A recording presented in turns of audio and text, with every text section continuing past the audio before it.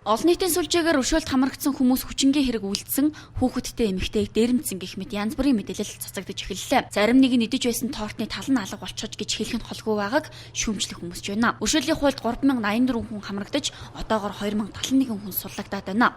Гэхдээ тэдний нэгэн ч гэмт хэрэг үйлдсэн гэх мэдээлэл цагдаагийн байгууллагад бүртгэгдэг байна. За ер нь сүүлийн үед оройн цагаар машины тоног төхөөрөмж хулгайлах хэрэг ихсэж байгаа.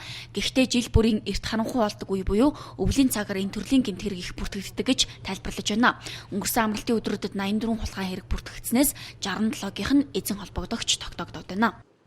За цагдаагийн байгууллагууд бол өнгөрсөн амралтын өдрүүдийн нөхцөл байдлын хувьд бол өршөөлийн тухайлаар суулгацсан иргэдээс дахин гэмт хэрэг, ноцтой гэмт хэрэгтэй бол холбогдсон шалгагдсан тохиолдол одоогийн байдлаар цагдаагийн байгууллагууд бол бүртгэгдээгүй байна. Сошиал ертөнцөөр бол иргэдийн Facebook хаягн дээр өршөөлийн тухайлаар суулгацсан иргэд дахин гэмт хэрэг үйлдэлээ гэсэн мэдээллүүд бол байршуулгдсан байгаа. Энэ талын мэдээллийг бол иргэд маань өөрсдөө харьяа дүүргийн цагдаагийн хэлцтэй бодит мэдээлэл баримтын дагуу цагдаагийн байгууллагад хандан өргөдлөө бүртгүүлэн шалгуулах шаардлагатай. Мөн одоогийн байдлаар бол өршөөлийн тухайлаар суулгацсан иргэдээс бол онц ноцтой гэмт хэрэг дахин үйлдсэн нөхцөл байдал болон тийм төрлийн гэмт хэрэг бүртгэдэг байна. За гэхдээ нөгөө талаар өршөөлөөр суллагдсан хүмүүсийн нэрийг барьж хулгай дээрэмд хийж байгааг үгүйсэх харахгүй гэдгийг мөн хэллээ. За өршөөлт хамрагдсан хүмүүсийг суллах, гэрт нь хүргэх болон бусад төрлийн зардал засгийн газрын нөөц сангаас 130 сая төгрөг зарцуулсан. Одоогоор 4 иргэн гэртээ хараахан хүргэгдээгүй замдаа явж байгаа. За харин гэр оронгүй 5 иргэнийг зөв амьдрах ухаан төрийн бас байгууллагад иргэдээ авсан. Бусд нь гэртээ хүргэгдсэн гэлээ. Бүрдэн 5 удаа өршөөлийн хууль гарч ирсэн. Энэ бол 6 дахь удаагийн өршөөлийн хууль. Өмнө гарч ирсэн хуулиуд бол комисс хэрэгжүүлж байсан. За энэ өршөөлийн хуулийг бол яг ялтнууд дээр нэг үрчлэн бол шүүх хэлэлцээд шийдвэрлсэн. Маш хөндөр зохион байгуулалттай ажиллалаа, маш хурдан шуурхай ажиллалаа. Одоогоор бол ямар нэгэн санал гомдол гарсан юм алга.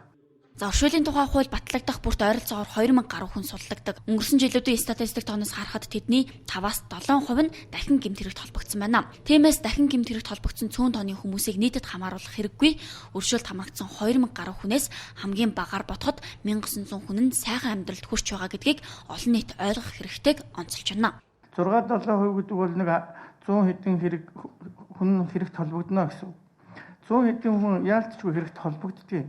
Энийг зөвхөн дэвэргээл ингээд гэснийхээ оронд тэр үлдчихэж байгаа 1900 800 хүмүүсүүд нь ингээд хэрэгт холбогдлогоор ингээд сайхан ажиллаж байгаа юм биш үү, сайхан амьдарч байгаа юм биш үү гэдэг талаас нь бас ярил бас их сайн байгаа. Одоогор тийм юм байхгүй. Нөгөө талаар суллагдж байгаа хүмүүс ч нийгмийн сөрөг хандлагад төвчээртэй хандах хэрэгтэй. Энэ талаар хууль зүйн сайд дорлогч яв хинч та нарыг хадаг ойрон ухтаж авахгүй хулгайч ирлээ гэж хэлнэ. Тиймээс төвчээртэй байж хөдөлмөр эрхлэн амьдралаа босгох хэрэгтэй гэдгийг хэлсэн юм а. Та бүхний хамгийн ихний анхаарах зүйл бол та бүхнийг хөндлөнгөөс хүмүүсийн харж байгаа харц, хэлж байгаа үг үнэлэмжийг төвчж давж гарах асуудал байна. Түрүүчийн би хэлсэн. Айны хулгай шүрээд ирдэ гэдэг үг бол өдөр болгон сонсогдож магадгүй. Энд уурлахгүй, энд бухимдахгүй төвчээр зааж энэ хүн үнэхээр ажил хийж амьдрах гэж байгаа юм байна гэж энэ тэр хамт олонны тэр хүмүүсийн итгэлийг аваад авсан тохиолдолд хүмүүс та нарт итгэж эхэлнэ. За өршөөлөөр суллагдсан иргэдийн хөдөлмөр эрхлэлтийг дэмжих үүднээс салбарын яамнаас сургалтанд хамруулахар болсон байна. За улмаар ажлын байранд зуучлах юм байна.